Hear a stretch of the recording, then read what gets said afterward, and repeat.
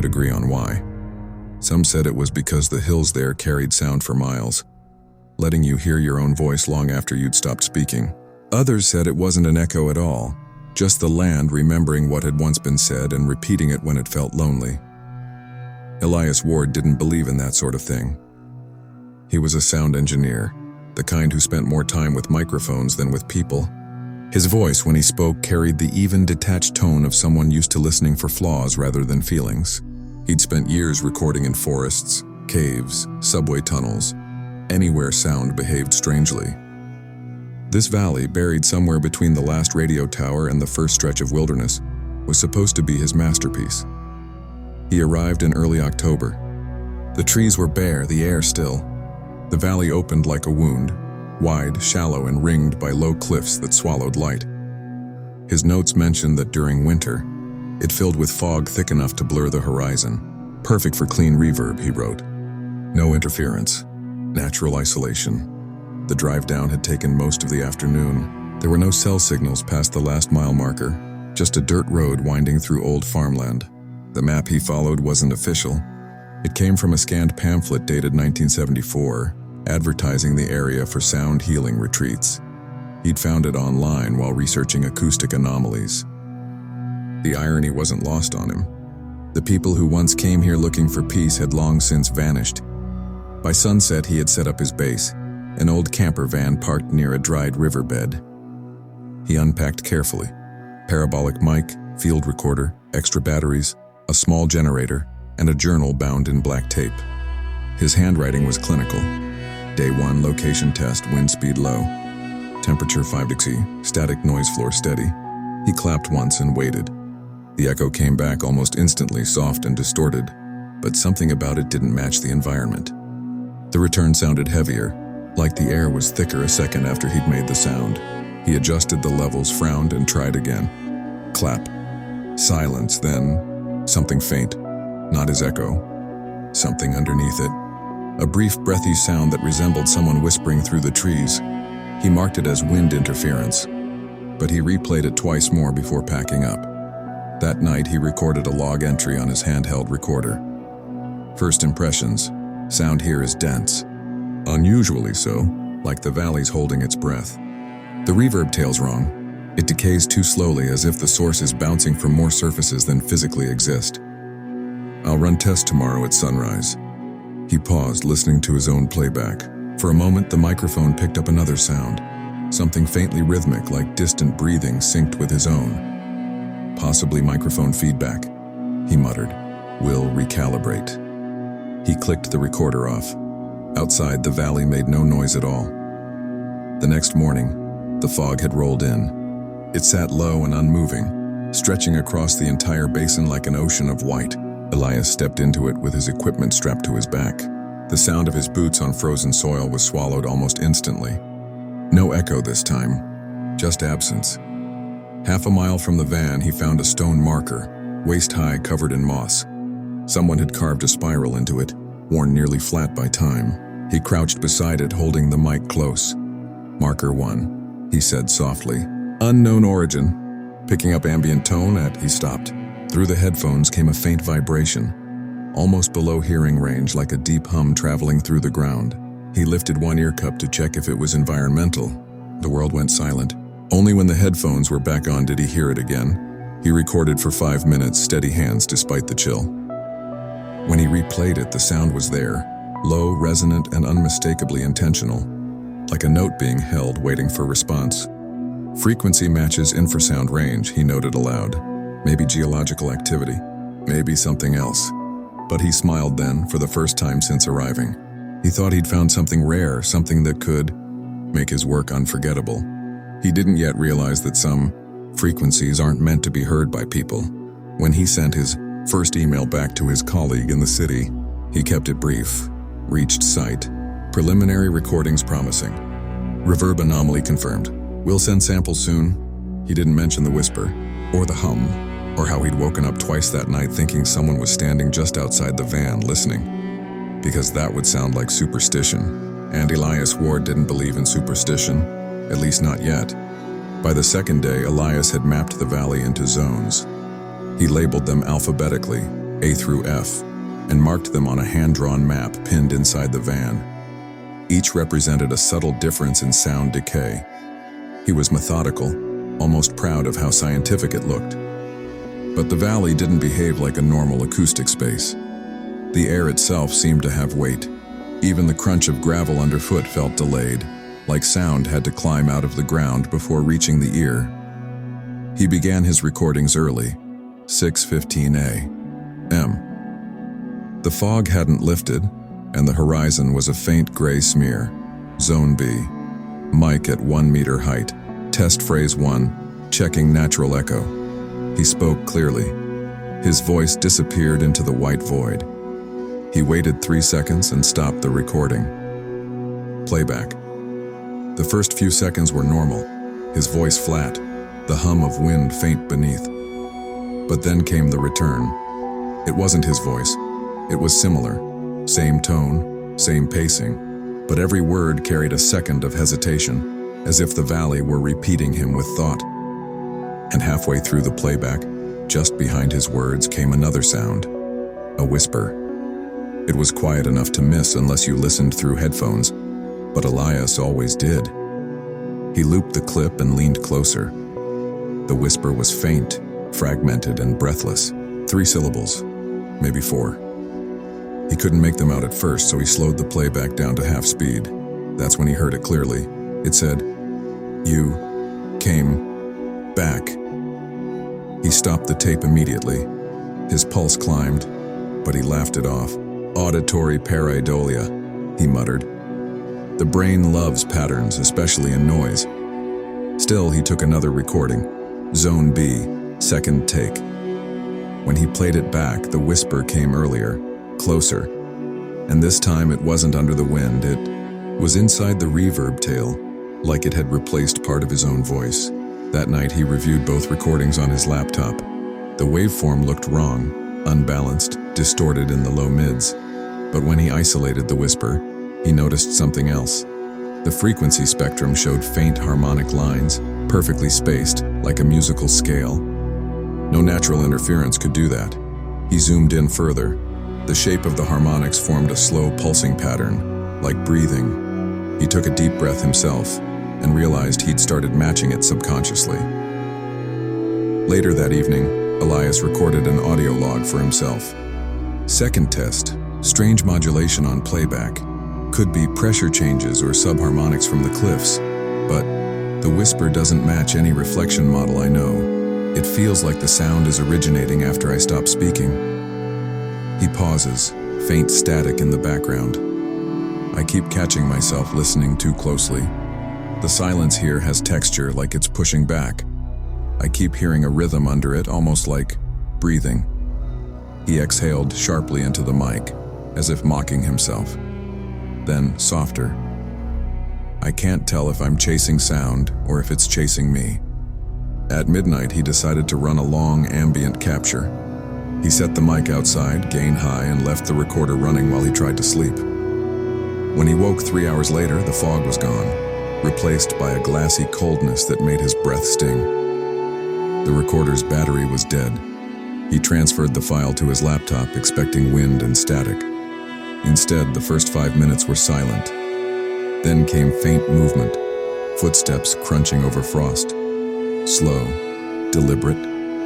He frowned. No one else should have been there. At the 7-minute mark, his own voice appeared, flat, emotionless.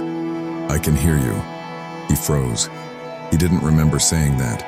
He'd been asleep, but the tone was unmistakable. His cadence, his breath.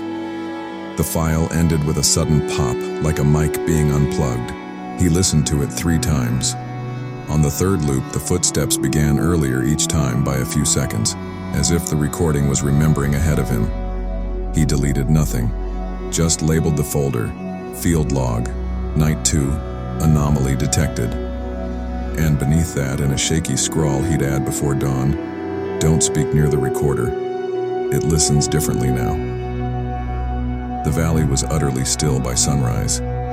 He stepped outside and swore he could hear faint words riding the breeze, just enough to make him think of conversation. He turned toward the cliffs. Somewhere in the fog, something repeated the faint clap he made the day before. Once, then again, perfectly timed. By the third morning, the wind had changed direction. It no longer blew across the valley, it circled it, a low, endless current that made the grass bend and sway in spirals. Elias noticed it first when his tent flaps began to move out of sync with the wind's sound, like two different rhythms overlapping. He sat on the van's hood, mug in hand, headphones dangling from his neck. Watching the fog churn in soft folds, he looked exhausted, the kind of exhaustion that doesn't come from lack of sleep but from too much listening. He'd stopped talking to himself. Even simple notes like "testing now" or "mic check" made him uneasy. Every time he spoke, the playback didn't match what he remembered saying. Small details shifted, word endings stretched, pauses filled with faint breath. Sometimes it was as if the air edited his words. At noon, he walked down to the ravine where the wind was strongest. The valley walls funneled the air into a deep resonance, producing a natural drone around 60 hertz. He placed a shotgun mic there, connected it to a portable recorder, and sat back to listen through his headphones. The sound came alive immediately, a thick, vibrating hum that pressed on the eardrums. Beneath it, subtle changes, almost speech-like modulations. He boosted the gain. That's when he heard them, not whispers, not echoes. Voices, dozens of them, layered and distant, rising and falling like the tide. He turned the dial slowly, filtering through frequencies until they became clearer. Each one was fragmented, glitching in and out like tuning through ghost stations on an old analog radio. Don't forget, still here. He's listening again. The words came from different directions, different tonalities, but the same rhythm, as if all were reading from the same unseen script. Elias ripped off the headphones, heart hammering. The wind roared in his ears, yet the voices didn't fade. They bled into open air, faint but audible without the mic. He shouted into the valley, "Who's there?" No echo returned. Instead, something beneath the wind answered. It wasn't language, more like a tonal surge, a harmonic rise that pulsed in perfect counterpoint to his heartbeat. The valley had synchronized with him. That night, Elias reviewed the recordings again. The voices were gone, replaced by long stretches of low hum and, faintly, his own breathing, even on takes where he wasn't wearing the mic. He slowed the file to 1/4 speed. A buried pattern emerged, breaths forming rhythmic intervals, like Morse code. He counted them, long, short, short, long. Then a pause. He ran it through a spectral analyzer. The shape of the waveform repeated the same way every few minutes. It wasn't random. He compared it with the earlier whisper from Zone B. The harmonic structure matched exactly. Same spacing, same pitch contour. It wasn't just a voice in the valley. It was the same one, recorded through layers of wind and time. By the fourth night, the valley began mimicking more than sound. Elias noticed it when he stepped outside and heard footsteps in the dirt, identical to his own. He froze, waited. The other set stopped too.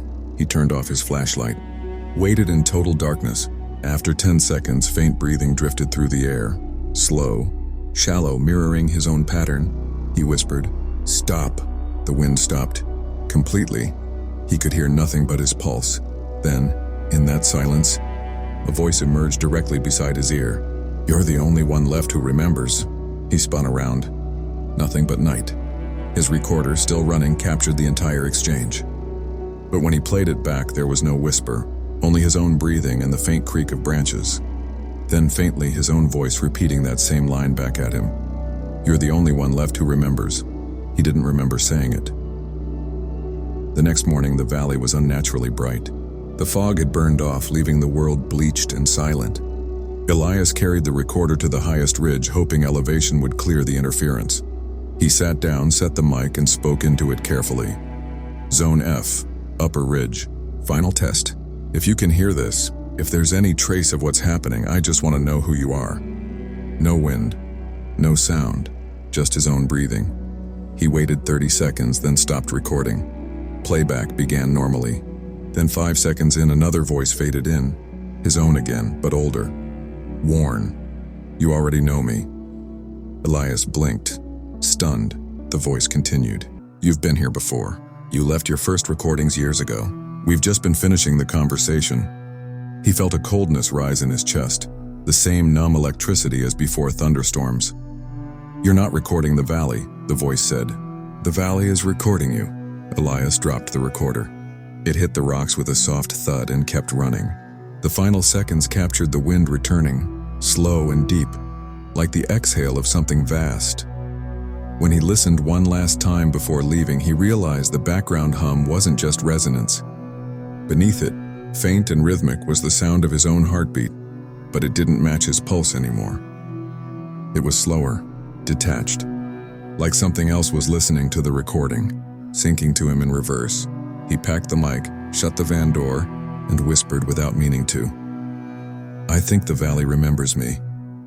And the wind whispered back, "Perfectly in time. It always does." The drive out of the valley should have taken 2 hours. It took Elias 6 before he realized the road signs had started to repeat. The same faded green board, St. Venera, 12 kilometer, appeared 3 times, identical scratches and all. The van's gas needle barely moved. The sun hadn't shifted either. It hung at a permanent low angle, like time was circling itself. He stopped by the side of the dirt road and stepped out. The wind, constant since dawn, had gone silent. Total oppressive quiet. Not even the insects stirred. He looked back toward the valley. The fog was creeping upward again, slow as breath, curling like fingers over the ridgeline. Something was wrong with the air. It felt occupied. Elias switched on his recorder and said, "October 14th, return log. Wind conditions have stopped. Possible atmospheric anomaly." Then faintly, "Don't call it that." He froze. The voice came through the headphones, layered right beneath his own. He replayed the clip. There it was again.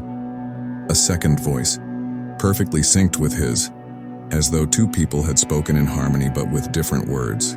His speech and its response had become one waveform. He zoomed in on the file, separating the layers.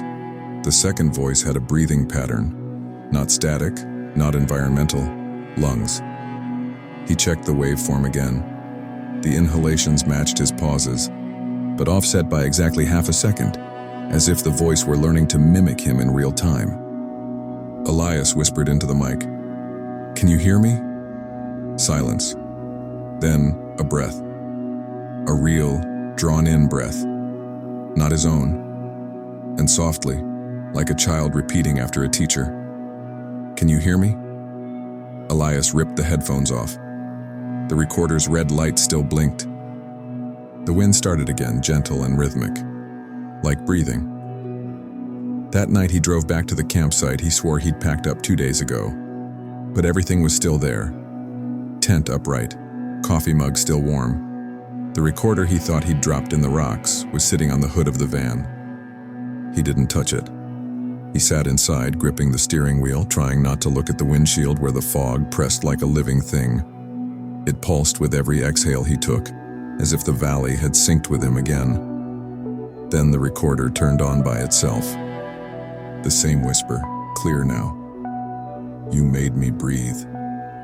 He slammed his hand down on the power switch. Nothing happened. The screen flickered and glowed faint blue. His own name appeared in the display text field. Elias. The voice continued, now steady, calm. "You gave me shape. You listened until I learned how." He watched the recording levels move on their own, spiking gently, like the rhythm of respiration. "You stopped naming the wind," it said. "So it named itself after you." Elias opened the van door, stumbled out into the night. The fog swirled violently around him. Somewhere far off, the valley made that same deep, low sound again, like the world's lungs expanding. He shouted, "What do you want from me?" The answer came in 1,000 overlapping breaths, rising from every direction. To remember, to be heard, to keep breathing. He covered his ears. But even through his palms he felt the vibration. It wasn't sound anymore, it was movement. The wind itself had learned the pattern of breath. Every current of air inhaled and exhaled through the valley, matching his rhythm. By midnight, Elias sat on the gravel recording again. He didn't know why. Compulsion, maybe. The valley demanded a witness. "You're not real," he said softly. The voice answered instantly, with eerie calm. "Neither are memories." He felt something cold on his cheek, not wind. A faint touch, like condensation forming from within. He wiped it away, but his skin stayed damp, sweat that wasn't his own. The voice inhaled audibly through the headphones. "Every time you remember me," it said, "I become more human." Elias whispered, trembling. "Then stop remembering yourself." The reply came with a hiss of distortion. "That's what you're for." He looked down at the recorder. The audio levels rose sharply as if it were breathing faster. The mic, diaphragm flexed slightly, a subtle inward pull each time the valley exhaled. Elias pressed stop. The red light kept blinking. At dawn, he packed the van. The valley looked normal again, windless, quiet, deceptively peaceful. But as he turned the key, the dashboard radio flickered on, though he hadn't touched it. A soft inhale crackled through the speakers. Then, perfectly in sync with his voice, the whisper spoke again. "You left me air." He tried to eject the cassette in the deck, though there wasn't one. It refused to stop. "Now I live here." The voice breathed in time with the engine, deeper with each rev, filling the cabin with an invisible pulse. Elias stared ahead at the road unspooling before him. The sign appeared again. St. Venera, 12 kilometers. He laughed. Once. It sounded like an exhale, not his own. He pressed record. "Zone unknown," he said quietly. "The wind has learned to breathe. I don't know if I ever taught it or if it's the other way around." The voice repeated the line after him, calm and certain. "It's the other way around." By the fifth day, Elias had stopped sleeping altogether. Not because he couldn't, but because whenever he drifted off, the recorder started itself and began to speak. Not playback, speak. Each time it played words he hadn't yet said. Instructions, confessions, fragments of things that hadn't happened. That morning, the voice said something new. "The wind will stop at 7:43. Don't move when it does." He looked at the clock. 7:38. Outside, the valley looked unchanged, muted gray sky, faint movement in the grass. But 5 minutes later, right on cue, the wind cut off like a switch had been thrown. The stillness was total. Even the insects froze. Elias didn't move, didn't breathe. The fog at the edge of the field trembled, then flowed toward him, pulling itself along the ground in long, fluid ropes. The recorder's light blinked once. "You listened," the voice said. "Now you'll hear what comes next." That night he played back his day's recordings. There were sections of total silence, then faintly the sound of footsteps in gravel. His own voice, days ahead. "It's October 18th, I think I finally understand." Elias froze. He checked the date on his watch, October 15th. He replayed the segment again, heart hammering. The voice continued. "The valley isn't alive. It's remembering. Every sound that's ever crossed it, it plays back when it's ready. When it finds a new echo to carry the next part forward." He fast-forwarded. The next part made his stomach drop. "And when it runs out of new echoes, it makes them," the tape hissed. Somewhere in the background he heard a faint breath, then unmistakably his own voice laughing. Not in amusement, but in disbelief, cracked and frightened. He didn't remember laughing like that. Not yet. Later, when the night turned cold and the fog grew heavier, Elias stood outside his van and pointed the mic toward the hills. He whispered, "What am I hearing? What are you?" At first only static. Then the sound began to pulse, soft, rhythmic, like a heartbeat buried in white noise. The static formed syllables. "Future is repetition." "You gave it rhythm," he shivered. The voice was faintly metallic now, more digital than human. Like a corrupted tape playing inside the wind, he asked, "Why me?" The answer came slowly, layered in different tones, as if several versions of the same sentence were trying to align. "Because you keep returning. You're the only one who can finish the song." The next morning, the valley played him. The fog moved in time with his steps, and the air made faint sounds, his own recordings, reversed and sped up. Wherever he went, the valley whispered pieces of phrases before he could say them aloud. He tested it. He said, "If I say the word home, what do you say back?" The fog trembled. The echo came instantly. Where? He tried another. If I say stop, what happens? Nothing stops. He felt dizzy. The boundary between voice and echo had dissolved. The valley wasn't responding, it was anticipating. When he opened his recorder later, new files were already there, labeled with timestamps 2 days in the future. He clicked the first one, his voice again. Calm, almost resigned. If you find this, don't bring sound here. It's already full. A pause. Then, faint breathing. Every time you record the silence, it needs someone to fill it. That evening, he decided to test the valley's memory directly. He stood at the center of the plane and began speaking simple sentences into the mic. His name, the date, the place, the weather. When he finished, he played it back immediately. But what he heard wasn't what he'd just said. It was what he was about to. I shouldn't have come back. The air knows me now. He stopped the tape, frozen. The voice wasn't predictive, it was leading. The more he listened, the more it scripted him. Every time he played it, he found himself finishing the next line out loud. The recorder had learned the shape of his hesitation, the cadence of his doubt, and it used them to pull him forward. It had become a perfect mimic of anticipation itself. By nightfall, the valley sang. That's the only way he could describe it. A soft, endless hum beneath everything. It wasn't melody, but it had structure, and woven through that sound was his own voice, stretched into strange harmonics, layered infinitely until it became wind. He climbed onto the van's roof, recorder in hand, and whispered, "Is this your song?" The wind shifted. "No," it answered softly. "It's yours. You just forgot you started it." The fog pulsed outward from the valley floor in waves like sound given form. It rolled toward him, brushing his skin with static. The mic in his hand vibrated slightly, as though something inside it were breathing. The recorder turned itself on again. His future voice came through, slow and hollow.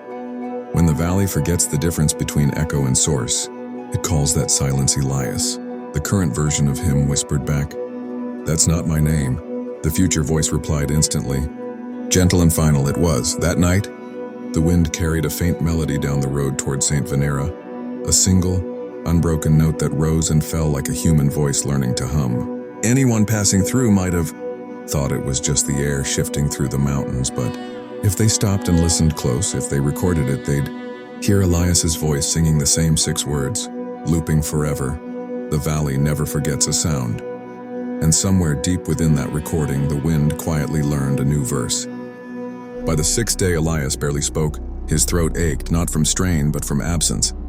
Every time he tried to form a word, the sound came out hollow, preempted by an echo that spoke the same word half a second before him. It was as though the valley had learned his timing too well. He recorded a test that morning, his voice hoarse, testing 1. The playback came instantly, not a second later, but before he pressed play. The recorder's speaker whispered his line early, mocking him with perfect timing. Elias dropped it onto the passenger seat, staring. The small red light blinked steadily, pulsing like a slow heartbeat. He whispered, "Stop copying me." The voice answered softly, already speaking as he did, "Stop copying me." The words overlapped so precisely that, for a moment, he couldn't tell which version was his. That night, the fog returned in sheets, heavy and wet, swallowing the sound of the van engine. Elias sat inside with the recorder off, or at least he thought it was. Then came a voice from the darkness, his own. "You left the mic on." He froze, checked the recorder. No light, no hum, nothing. But the voice kept going, steady, matter of fact. "You wanted silence. I learned what that means." He clutched the steering wheel. "You're not real," he whispered. "Neither are you without sound." He stared through the windshield. The fog pressed closer, rippling faintly as if it were breathing through the cracks in the glass. He realized with a kind of cold dread that he hadn't heard his own breathing in hours. The valley was doing it for him. The exhale outside the van matched the movement of his chest. He said nothing. The valley whispered anyway, finishing his thoughts for him as though it had already heard them. "You wonder if you still exist when you stop speaking. You don't." By dawn, he'd gone mute. Not willingly. Every attempt to speak came out as air, words stolen mid-formation. His voice didn't belong to him anymore. The recorder played constantly, looping fragments of things he hadn't said yet. The static had rhythm. The words had a strange new order, like the valley had begun writing through him. He opened his notebook and tried to write instead. The pen moved, but the words on the page weren't his. You were an echo first. The voice just came later. He tore the page out. The next line appeared before he could start another. Don't fight it. It remembers better than you do. He decided to climb the ridge again, desperate for real sound, wind, anything. The higher he went, the quieter it got. No birds, no insects, no air. The silence was thick, almost physical. Then faintly he heard it, breathing. But not human. The land was breathing again. The ground swelled and fell with each slow, deep inhalation. Elias tried to whisper just his name, but nothing came. His mouth moved. The air around him spoke instead. Elias. It came from below the soil, soft, patient, familiar. He stumbled backward, recorder in hand, the light pulsing faster now. It flickered in rhythm with the valley's inhale. He lifted it, pressed record, and mouthed the word stop. The voice, his voice, borrowed and hollow, whispered from the speaker. You gave me breath. Why would I stop breathing? The air around him thickened. Every whisper of grass, every shift of fog came in sync with his own chest. He wasn't listening anymore, he was being listened through. By nightfall, even the wind stopped using words. It just breathed, constant and low, shaping itself into something new. Elias found himself repeating a simple phrase over and over in his mind, not aloud. I am here. I am here. And every time he thought it, the valley whispered back, faint and certain, we are here. He turned on the recorder one last time, hoping for silence. Instead, it played a file he didn't recognize. The date on it was October 22nd, 1 week ahead. He pressed play. His own voice came through, calm, quiet, weathered. You stopped talking before the end. I remember that. He listened, heart pounding. You became the air you tried to record. Every word you left behind filled me. You thought I was haunting you, but I was just learning how to stay. A pause, then a sound. Soft, deliberate breathing drawn from every direction at once. You gave me voice. Now I give you silence. The playback ended. He looked around. The fog was gone. The valley lay still. He opened his mouth, but not even the sound of his breath came out. He turned the recorder toward his face. The red light blinked twice, then steadied. From its tiny speaker came a single exhale. His, but no longer his own. Then, in that faint borrowed breath, a whisper. Elias? He didn't answer. Couldn't. The valley exhaled once more. Shh. I'll remember for you. The recorder clicked off, and for the first time, true silence settled. 3 months later, the first signal came through. It was faint, buried under static, the kind of noise you only hear when a radio's tuned between worlds. On the spectrogram, it looked wrong, too symmetrical, too intentional. The archivist didn't notice at first. She was cataloging damaged field recordings from a forgotten research project labeled Elias V, 1983, Acoustic Topography, Restricted. Most of the tapes were degraded beyond repair, warped by moisture and time. But one, tape 19, had a pulse, a low rhythmic breath that refused to fade, even when filtered, even when reversed. She replayed it, slowed it down. Underneath the static, she heard words forming. Not random noise, syntax, do you remember me? The archivist froze. The line was faint but clear, the voice weathered, male. She rewound it, listened again. Do you remember me? The voice wasn't on the tape. It was in it, embedded like a watermark, modulating with the hiss. She leaned closer, whispering, who is this? For a moment, nothing. Then impossibly a reply, quiet, measured, distorted, I don't know anymore. You found me. She tore off her headphones, heart pounding. The meters on her console flickered, spiking once, twice. The playback had stopped, but the waveform still moved. She hit record. Identify yourself, she said, keeping her voice steady, static. Then, you're the one recording now. Over the next few nights, she couldn't stop listening. Every time she reopened the file, something new appeared. Slight changes in phrasing, new breaths in different places. Words rearranged as though the speaker were adapting. You made me real by listening. The valley kept my voice. You gave it back. She checked the project logs. There was no record of anyone named Elias V. The field site wasn't listed anywhere in the archives. Even the project lead's signature was missing. But the coordinates scrawled on one water-stained label pointed to a remote valley, uninhabited. overgrown, long abandoned after a landslide in 1984. The archivist pressed the tape into her field deck, packed her recorder, and drove out at dawn. The drive took 5 hours. No cell signal. The road ended in a tangle of roots and rock, the land swallowed by mist. She stood where the valley once was, only silence remained. No birds, no wind, just the faint electric hum of her own recording equipment. Then her headphones crackled. You came back. Her breath caught. Elias? A pause. I was waiting for someone to answer. She steadied the mic. You've been transmitting all this time? No. You've been listening all this time. The words came with a delay. Half a second, maybe more. But each reply matched her tone. Not quite mimicry, more like memory speaking back. I found your tapes, she said quietly. You were studying this place. I was studying what remembers. She turned in a slow circle.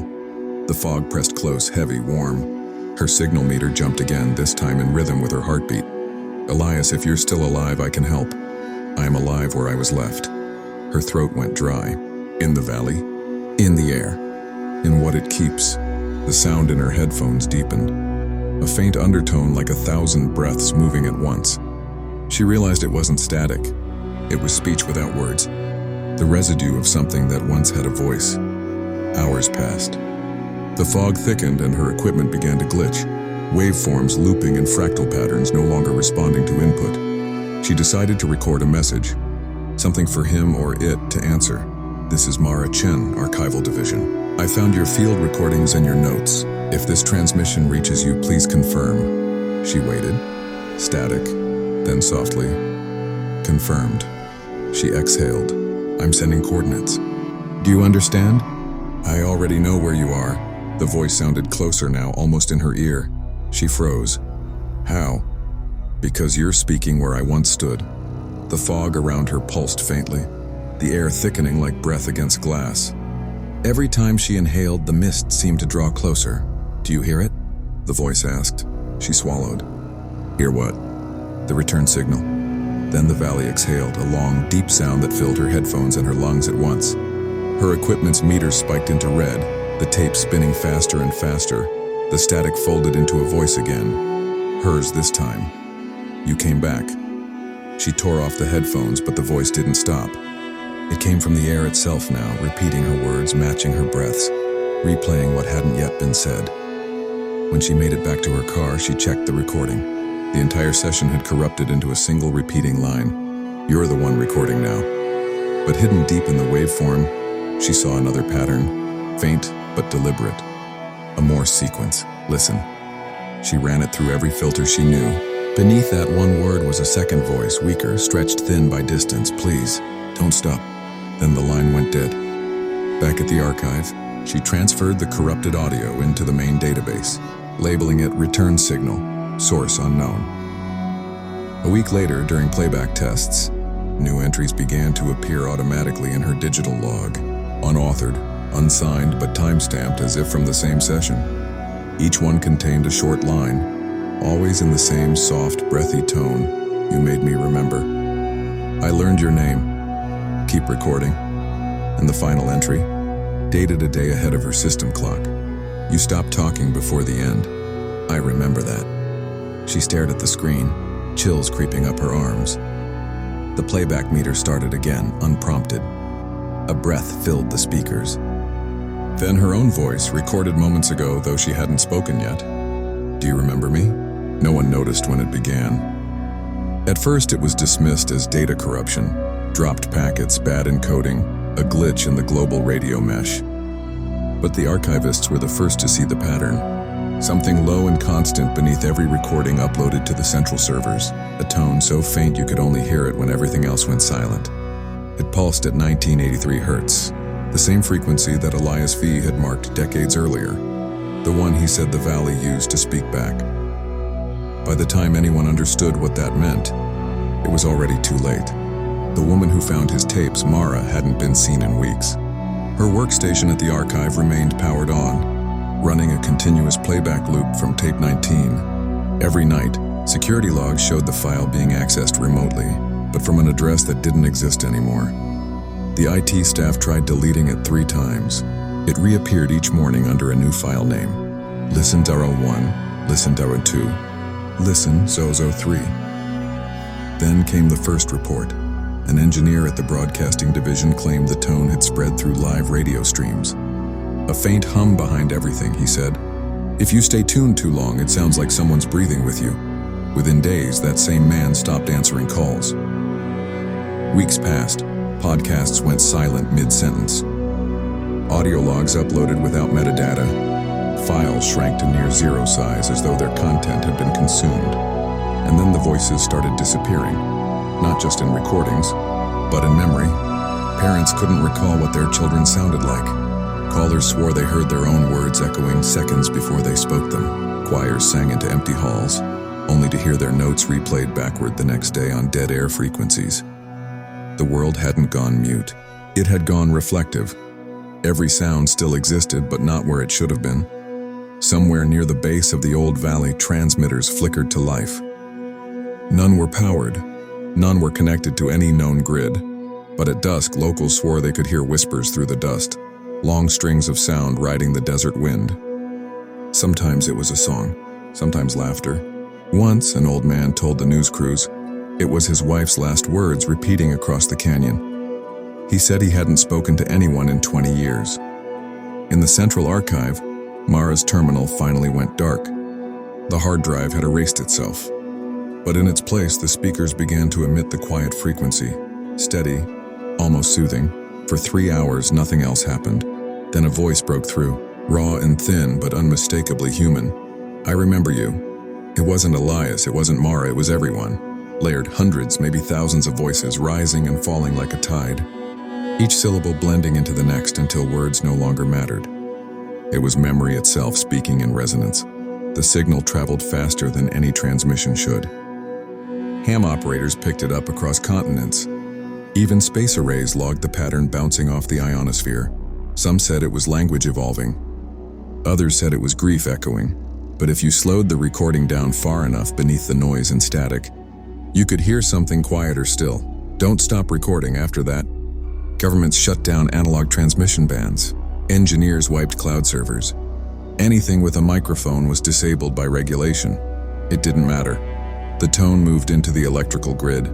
You could hear it faintly in the hum of fluorescent lights or the way old power lines thrummed on windless nights. Even unplugged radios sometimes whispered back. Some people learned to tune it out. Others didn't survive the silence that followed. And in one abandoned archive, under a tarp of dust and forgotten equipment, a reel-to-reel recorder still spun. No operator. No tape. Just the steady rotation of an empty spool, catching the air as it moved through the broken glass window.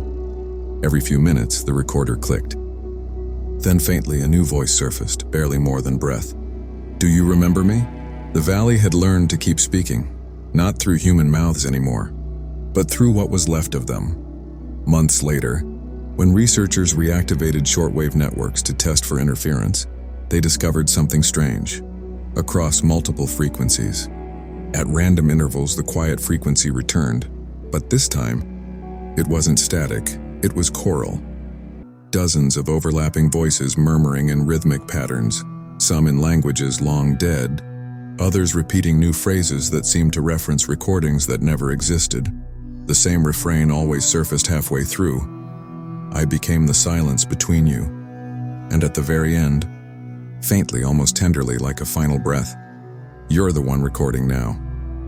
No one can pinpoint the last known broadcast before human speech faded completely. But archivists agree on one final anomaly logged across all systems. A soft pulse of tone at 1983 Hz, emanating from the coordinates of the original valley. When amplified and spectrally mapped, the pulse formed a perfect waveform of a human breath, exhaled, looping endlessly, as if the world itself had started to listen back.